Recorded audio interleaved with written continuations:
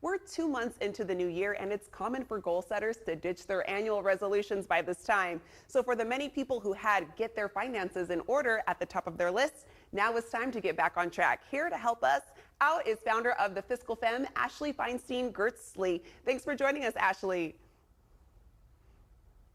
Thank you for having me. Yeah, and such a timely topic right now. So what's your number one tip to get budgets back on track? My number one tip is to purge expenses that you're not using or won't miss. To spring clean your expenses, look at what you've spent so far this year. Are there subscriptions that you're not using, or maybe you forgot you signed up for them? That can easily happen with subscriptions. Or are there expenses that really aren't adding much value or happiness to your life? Those are the expenses that I'd focus on purging and letting go of first. Yeah, it makes sense to do all of that first. And there are lots of tools to make sure our spending is in order. Are there any you would recommend? I recommend making our finances flexible. Sometimes we just need some time to pay something off. I've partnered with Affirm. I recommend them because they offer a transparent way to pay over time on our own schedule for things like last minute travel expenses, home essentials, even car repair, electronics, without the hidden fees and compound interest that you might find with credit cards. And I'm hearing that being financially stable is sexy. Why do you think that is? Yes. A recent survey from Affirm showed that people are prioritizing finances in their relationship. And actually 3 out of 4, or a majority of the respondents, said that financial stability is a turn on. So if you're looking for love or looking to rekindle love, you want to get that budget in order and those financial goals on track.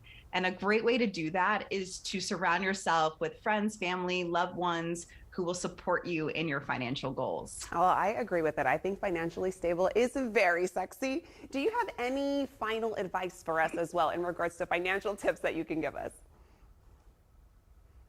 Yes, simplify, simplify, simplify. The simpler our finances are, the easier they are to track and plan for. And a great place to start is with our accounts. So do you have any checking accounts, savings accounts that you're not using? Or is there an old 401k you've been meaning to roll over? We can consolidate and we can simplify.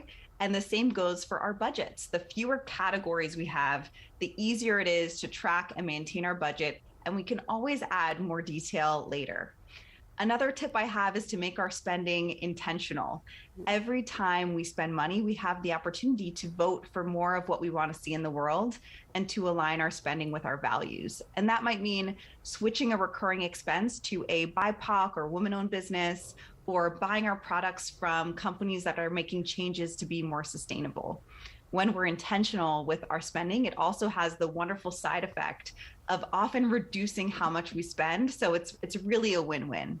I like the idea of being intentional when spending, because I have to admit, sometimes I am very guilty of not doing that. So I'll definitely have to pay more attention to that. And you're on a mission to end inequality through financial well-being. Can you tell us more about this mission of yours and why it's important to you? Yes, I'm so passionate about making personal finances accessible, approachable, because I believe that when we are in a strong financial place, we have more choices, we have more power, and that helps with equality and having women and people of color have more choices and opportunity and more freedom. So that's really what drives me. I like that. And did I hear correctly? Do you have a book coming out as well, Ashley? Yes, I have a new book coming out called Financial Adulting. It's a book on and a guide on how to become a financially conscious and confident adult. Oh, okay. I'm glad our viewers got to hear about that. And I just wanted to make sure, even though we're in February, there's still time to get our budgets back on track, correct? There is, I think there is never too late, and we always want to be taking these small, consistent actions all year round. So definitely not too late to get it back on track. All right, Ashley, thank you so much for joining us this morning. And to continue to spring clean your finances at your own pace, check out affirm.com.